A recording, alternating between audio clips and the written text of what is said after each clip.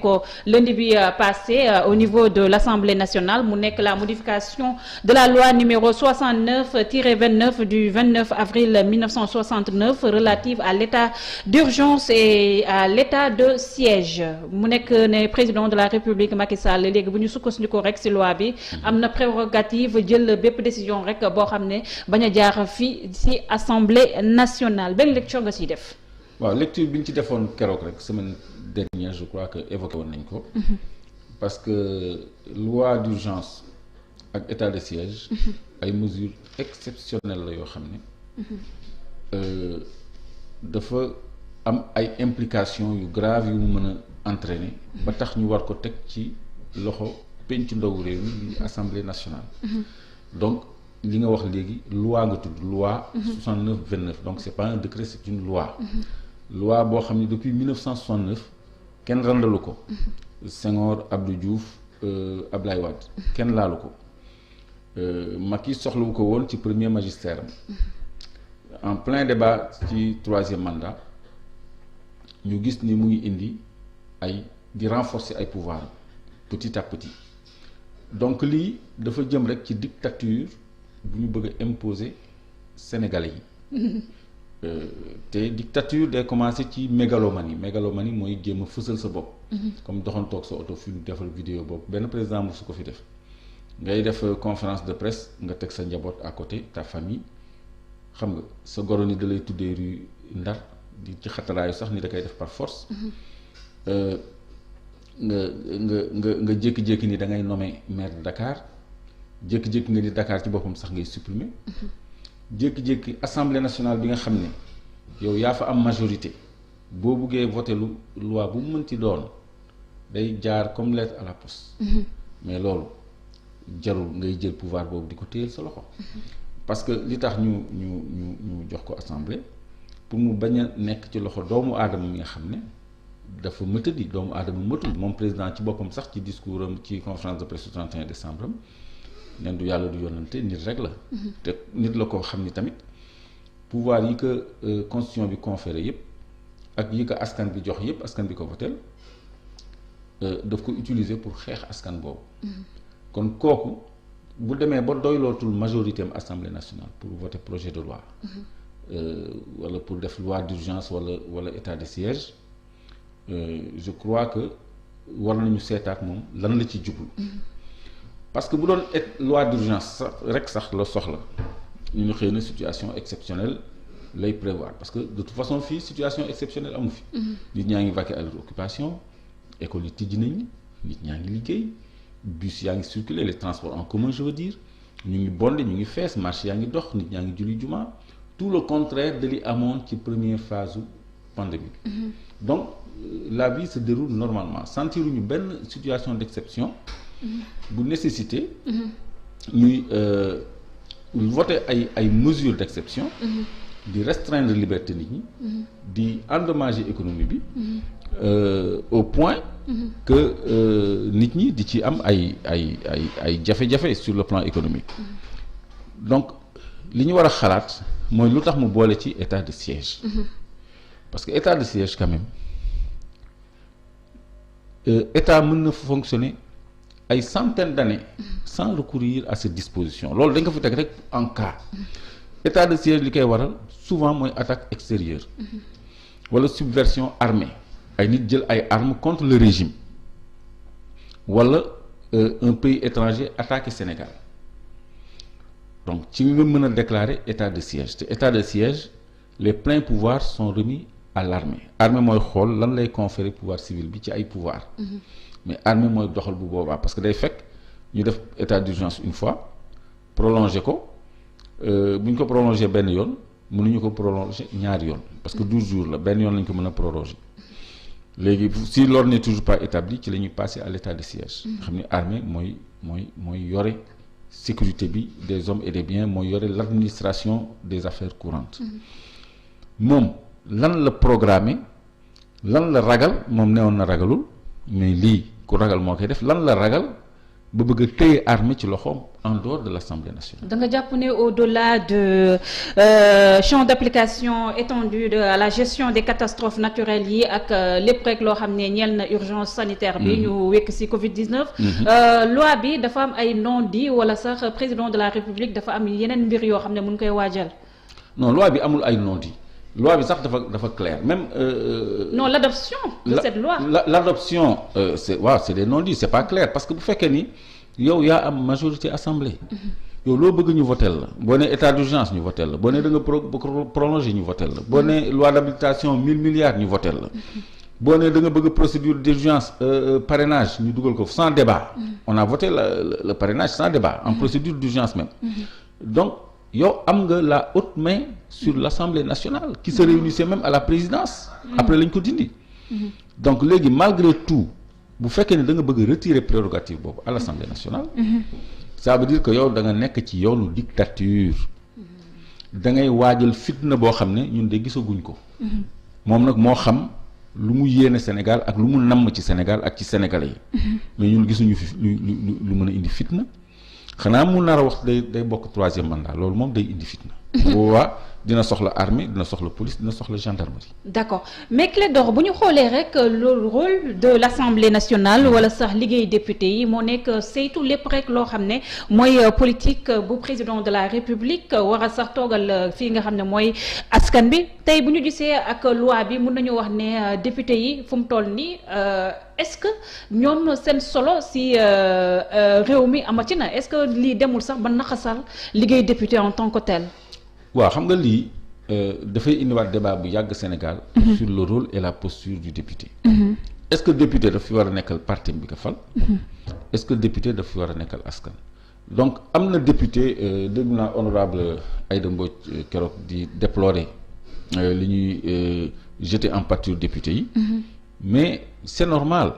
parce que moom peut-être si elle se met hors de cause. am na ay moroomam yoo xam ne dañuy ñëw ni man député Macky Sall laa loi bi duma ko sax xool damay voter. ku wax ñu xastanteeg yow saaganteeg yow xeex ak yow c'est pas ça un député quand même. député war na mën a appréhender une loi xool ko xam li muy voter li muy décider lan la. mais député boo xam ne yow këyit yi nga koy saamal xamu ci dara. jàpp na ni Massamba moo ko fi teg président wala parti am. localité am falu ko. ci liste nationale xëy na la jàll mais kooku il est redevable à l'exécutif. te gis nañu ba récemment groupe parlementaire APR présidence lañ doon réunir. bi ñu yooxoo lañ ko arrêté. te président bu leen soxlaa présidence la leen di convoqué jox leen ay directives donc député yooyu ñoom dañu jàpp ni exécutif bi lañ fi nekkal alors que régime de séparation de pouvoir la ñu wax. séparation de pouvoir nag mooy ku nekk dogal. ci sa responsabilité bopp même bu seen gis-gis yi waroo sax ngeen nekk benn parti yow nga défendre intérêt général parce que moom moo la fa teg. loolu nag day dépendre ci anam yi ñuy falee député parce que bu fekkee ne dañu dugal liste nationale amoo benn représentativité nga nekk député.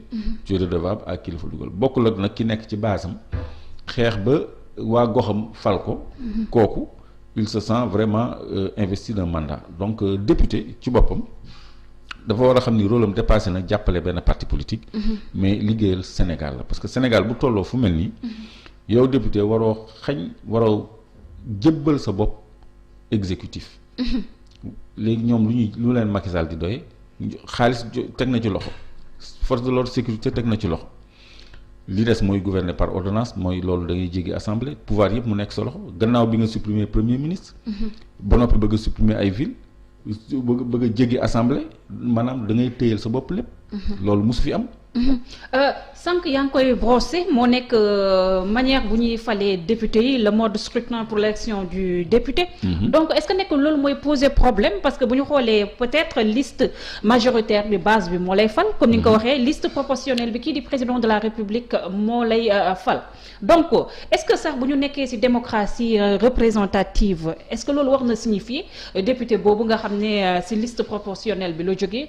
di liggéeyal kii di président Macky Sall est-ce que loolu du paradoxe aussi. non paradoxe la parce que mode de scrutin bi. yàgg nañ ko jooy. li gënoon démocratique sax mooy proportionnel intégral.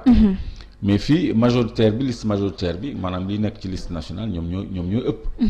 donc léegi loolu ça pose problème. base yi du ñu am ku leen représenter réellement. mais parti yi plutôt ñoom ñooy am ñu leen di représenter. c'est la raison pour laquelle les coalitions. chaque fois bu ñuy confectionner ay listes da ngay gis ay tensions. ay positionnements. kii nga bëgg Ndiaye laa bëgg mu nekk député. je la mets à telle position. kii warul nekk député je la mets à telle autre position nga xam ni du am benn chance su jàll c'est comme ça c'est des calculs politiques. léegi ñooñu bu ñu nekkee assemblée naturellement duñ fa nekkal askan bi. parce que dañuy xam ni dañ leen fa teg. Prochaine législature su fekkee ni ils n'auront pas satisfait à ki leen fa teg du ñu am deuxième législature. te député bu amee 2 législatures est-ce que xam nga ci lay am retraite parlementaire. léegi retraite parlementaire nag dañ la koy fay ba toujours. ok donc mais il faut nga am ñaari mandature ñaari législature. d'accord donc yooyu aussi dafay jouer ci carrière politique gu ñi nga xam ne ñooy nekk assemblée ba nga xam ne duñu bëgg dara benn xaar ma yàlla maanaam intérêt personnel moom la ñu jiital ci intérêt général. loolu mooy problème Sénégal. ñu avancé ba tey par rapport ak l'adoption de cette loi d'urgence ñu gis ne ku mel ni Serigne Cheikh Abdou Mbacké Dolly moom ardu na si par rapport ak saisie du conseil constitutionnel bi nga xam ne ñenn si député yu féetoo si opposition bi wax nañ ci. mais lenn moo ci tey xel par rapport à ce saisie parce que moom dafa ne carrément député yu féetoo foofu lee si numéro au niveau du parti démocratique sénégalais. ñoom nanguñu leen fekk si boobu la xeex est-ce que loolu warut tey xel par rapport ak PDS ak Macky Sall aussi. mais loolu lu ma choqué la. bi ma ko découvrir démb dañ ma ko wax donc démb ba tey maa ngi jéem a vérifier information boobu à la source c'est pas encore fait. Mais ça se recoupe parce que su fekkee ni député PDS ak beneen bépp député. bu nanguwul solidariser wu ak sëñ Bara Dolly. ci recours. En inconstitutionnalité de cette loi là. kooku nekkuloo ci askan bi yaa ngi jàppale Macky Sall. je le dis clairement képp ku opposé wul ci lii Macky Sall nar a def maanaam téye suñu armée suñu police suñu gendarmerie ci loxoom en dehors de l'Assemblée nationale. ci situation bu amul rii quoi que ce soit d'exceptionnel. bi ñuy dund nii yaa ngi jàppale Macky Sall yaa ngi am responsabilité ci li arrivé ëllëg Sénégal. parce que pour dellu si ci loi bi Macky Sall. moom ci boppam dafa am problème ak yoon ak loi. dafa nekk un président hors la loi bu am problème pour sàmmonte ak yoon. def na ko fi à plusieurs exemples même bi mu nekkee ministre de l'intérieur dem voté ji Fatick avec forcé urne yeeg yooyu tout ça kooku c'était déclaration de patrimoine am ba léegi defagu ko. te constitution dafa ne balaa ngay prêter serment da ngay def sa déclaration de patrimoine. donc son serment n'est même pas légal. moom nekkul ci légalité nekkul ci respecter loi. buy rajee nit koo xam ni opposant politique am la du respecter sax procédure yi. day def lu ko neex. balaa ñu koy voteel lundi lañ ko voteel loi ordonnance pour mu disposer de mën a décréter état d'urgence ak état de siège mais avant dafa toog ba xaaju guddi mu ni demain état d'urgence la on a vécu ça non en vertu de quoi la jëlee décision boobu est-ce que l'Assemblée s'est réunie est-ce qu'on a voté on a proclamé l'état d'urgence à l'Assemblée non dafa jalgati dama bëgg nit ñi def attention ci loolu moom dafa commencer déjà moom yàkkamti goo xam ne mais qu'est-ce qui se passe xaarul sax lundi moom xamoon na ne lundi loi bi day jàll mais xaarul sax lundi je crois mercredi ci guddi la jël décision état d'urgence le 4 la nuit du 4 la ko jël ñëw en pleine nuit et puis ay décision guddi ni demain c'est état d'urgence en vertu de quoi déjà jéggi na foofu Assemblée nationale personne n'a noté cette enfreinte kenn notéwul cette enfreinte ci la commencé jalgati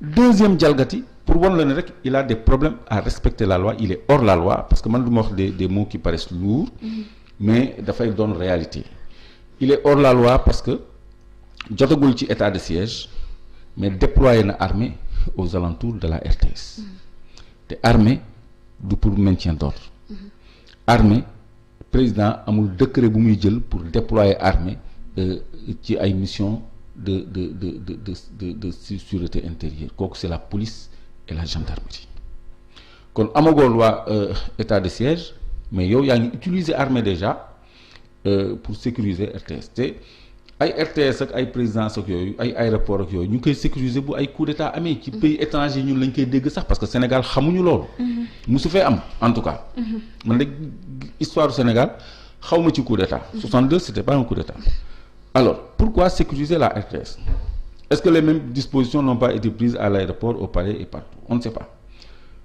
te c'est pas la première fois parce que premier état d'urgence mooy renouvellement état d'urgence bi xale yi jógee ni état d'urgence tey lay jeex jour boobu déployé na brièvement armée génn na brièvement sans aucun mandat président amul pouvoir u déployer armée ci maintien de l'ordre ci service de maintien de l'ordre def na ko deuxième enfreinte kon il est hors je peux dire qu'il est hors la loi loolu teguwul ci yoon troisième enfreinte et non des moindres on a vu des nervis suppléer la police dans leur mission de maintien d'ordre de respect de l'état d'urgence ay gros bras yoo xam ne man am na ñu ma ci xam parce que ñooñu ils se font payer à la tâche c'est pour des raisons bassement financières que la ñuy déployer wu ñooñu jafewul am man tey jii si j'ai de l'argent je peux mobiliser 100 200 hommes de main ñu ngi fii et puis on se connaît ñoo bokk dëkk bi ñooñu c'est pas des policiers tout le monde sait que c'est pas des policiers on a vu des images ay HLM ay Colobane et tout dañuy ñëw ci benn checkpoint ils montent patte blanche on leur ouvre les barrages ñu dem yore ay pick-up yore ay scooter rek yooyu donc toutes ces enfreintes à la loi ça veut dire que le président Macky Sall est en train de s'amuser avec la République et les prérogatives de la République.